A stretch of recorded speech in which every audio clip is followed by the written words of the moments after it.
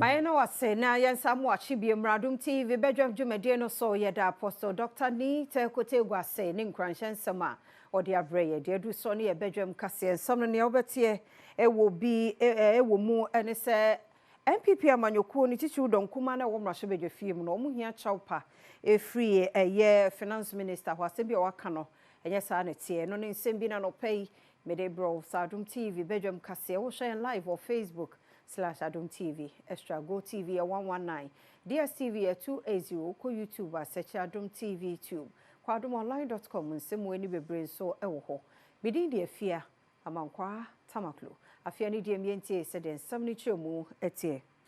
Ekokuma wo mrahye bedwafie mu se wo muhia chawpe mu oduo free finance minister Dr. Ato Forson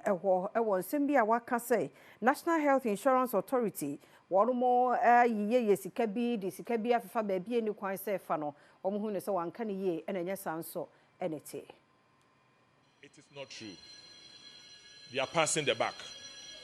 And I want the finance minister to accept and to admit, to apologize to the people of this country that the promise that they made to uncap, they cannot uncap it. And in this budget, we are expecting nothing less than a full allocation of what was received in the health fund to the NHIA. Now, if he says misuse, I disagree with that. Ladies and gentlemen, what uncapping means is this. The previous government made 8 billion last year, but it allocated 6.4 billion to the NHIA. What it means is that government takes some bit of the money from the health fund to support its budget. However, the whole world was made to understand that that concept or practice by the MPP government was inimical. And the campaign by the NDC was they would make all the revenues available to the NHIA. Agenda 111 miensa bia kanea ban mampani adodankwa Akufo-Addo epa ho entuma na bete odwa se eniema ebema na dimu sa apomodin no efano ano wono anwi ebi de wotrede no ofori krom ni Ahanta West Mensino emu yepa ho ntuma kanefo mienu ni akwakoto aba no nenso esanse na enwi emu die nti wo ma anyemu mpo Amagana Health Service se won fanya adwuma so afo hwe apomodin so kwabna minta kando abo apro akohwe eno de nsemi etudwa. I for Ukru Municipal Hospital, one of those Agenda 111. Na Agenda 111 in no. Na you be here sika be $1.7 billion and ye de be sa adiano. The see amene ka say be $400 million na by that and atua dia kwhye sa project we mu. Nti so hwe sa $400 million na ananka ye na fees sa anka ye ntumi anwie kura na wo say tumi wie project number 22 aka nipa kom but say ameno ka say ba kokora ni hwa nipa kom akogya yares ayarehwe ena ya ba behwe se ne nyina ya hu no eda ne kra yensi nwie hospital equipment nyina na ya den yatumi ya supply yeni action plan bi ya dey fankrofo ababe staff anase mba be ya adwuma wa ha otoare nkase so kire ahobo a mode egu akwam hwehwe amasa adwumadie atimi abesom ne manfo abanda da no na sa project we nyina no ehye omampanyi aso ya ase omampanyi ayi sa project we nyina be hye aso ya ehwe apomudin nsam ho do ahye me se me nkohwe project ni nyina ye nkire kwan ya be fa so a ye be wi ya ha ya be duro yi e ka e da sa hospital we nko aso ai wo sa ban etua ebro $8 million abro Ghana sika ni munum $100 million I was here. Adehye ya womo oti mantam ne mo de eto empanifo anim se Metropolitan Municipal ne District Chief Executives abato no de wose yede wono so ka ho bie sebe ya womo so eba nkronkuma emu amamu obu a onso ebedi mu akotene. Yes, because a man yet to contribute to the Ebertama or mine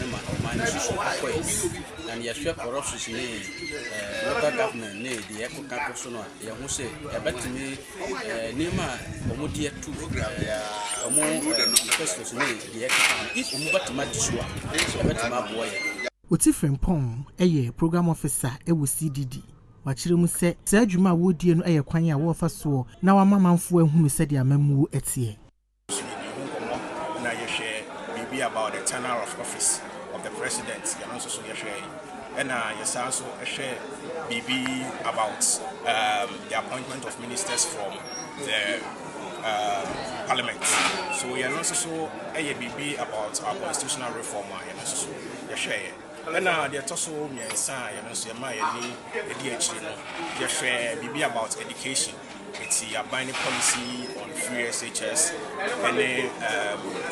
how they can incentivize teachers to go to the rural communities. Adom TV, Badwam Kase na uguso shano na Ghana Women Expert Project. One more power 2024. And you should more 1 year no ho entuma. Ama babe to just ye can agenda noa. Emu enchemu no emu wapa gabo na da ema ne emema entemu ewo media no mu no emu ewa one my nsentwefo nhyiamudie e no de sansemi etuja Vie miensa nhwemu a waye echire na Ghana Women Express Project ede awabetudwa wo chire mu ese eba ema ya wonum ewonimde ano a ebene oman hu nsem mu no ofam ye pa enkenka ene ensam a eboa mu oman puntuo efa no ntoma pefra ho eno na wonum a wosi nkonwa ema Women Express in media dwumade no ase etena ase dwendwene kwane obefa so ene ne ema esese wo ye se ne be ya ema so ano bebene oman mu nsem mu a ebeboa ema wotumi ne mema no esi agen eho pa journalist and time and free women experts e ma omonim dia with various fields omo ka ho asem no enti ye do say ne yemfa e ma ne journalist no ni producers ni nyina emra me bom na yen discuss the way forward better ne atimi improve sa situation we because munyina mo ne be ya adwene say u di nkomo bi na say adwenkyere no don so a e man nkomo ne ye de ena yenim se ema no omu kasa no de bia oma no omu kasa for instance yenim se Professor Gajepo Professor Abena Yebo Abenin Kina you know some ema na kakra na nti ebede ne atimi atre sa ahyenim near the other voices and so about Deputy Director Executive Edema National Service Scheme no gift or mensam aba bedu oman Ghana emu wo kutoka wiem shenjina bia hono na ebi mo ka se eye NIB pedifo akere no nanso ra fenoma ke na wo ye minority leader ede nsamo tudwa no kra bia nimu wo sansem nimu na mame gifty o ware mensam so aye crowd se obekọ NIB fo ho na fe nkomo bia wo ho fa National Service eye scheme no ehun no Omatuaso.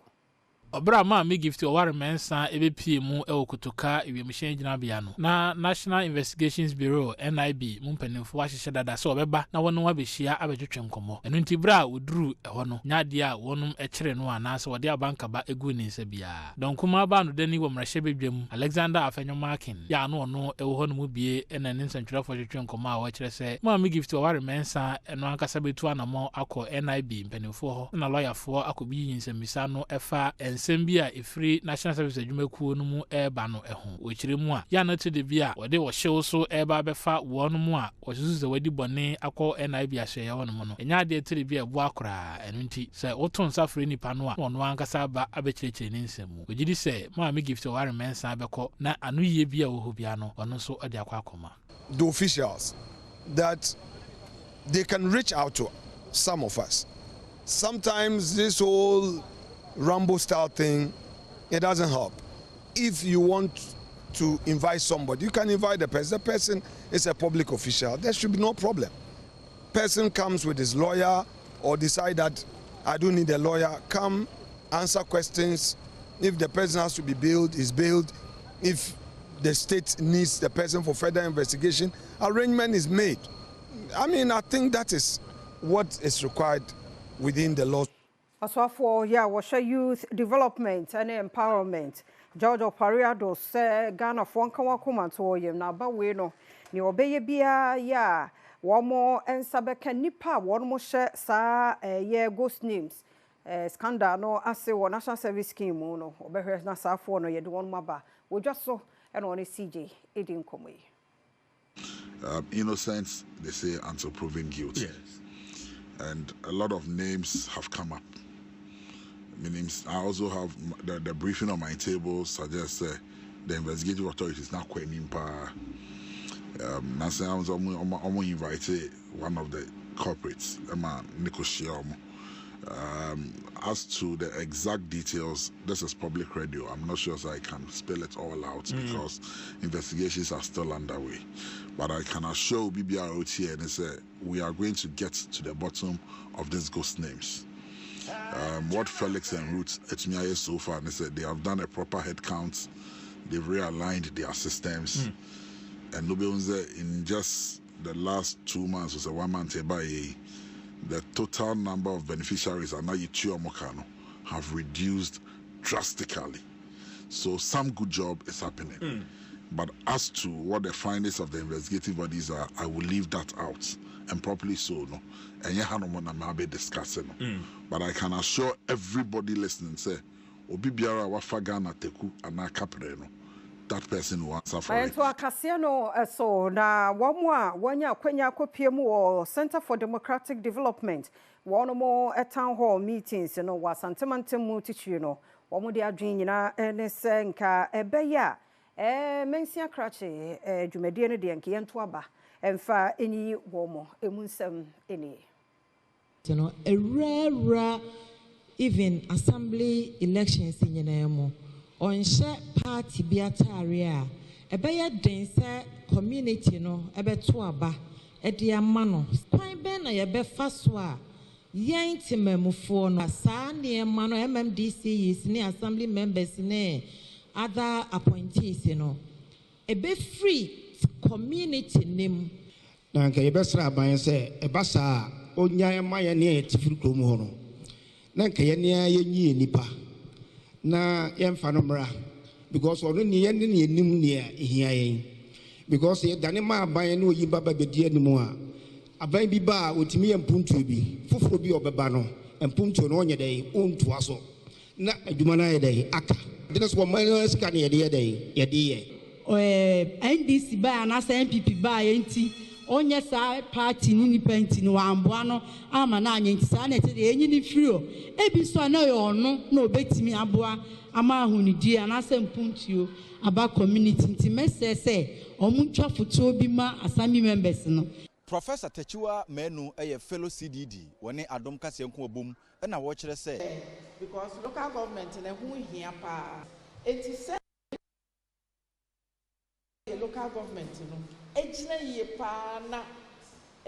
baby wo ba ye to aba emfa wo mo abanya ye beyi no free say local government no dey wo mo control it bibi che wa dwene a local government for no so ye town hall say ya area committee ni ade extra amanfo ene ya na amanfo so akire wo mo amansan che me kwadwo bi mreku amanbo Anglican Manya no so na Adom TV Badwam kase no yemfansi medin afia amankwa tamaklo yeda se omre no wadaje wadaro matwen yembie mai na yemfa de obon krata no ene online de no ntoaso yenche yekwaba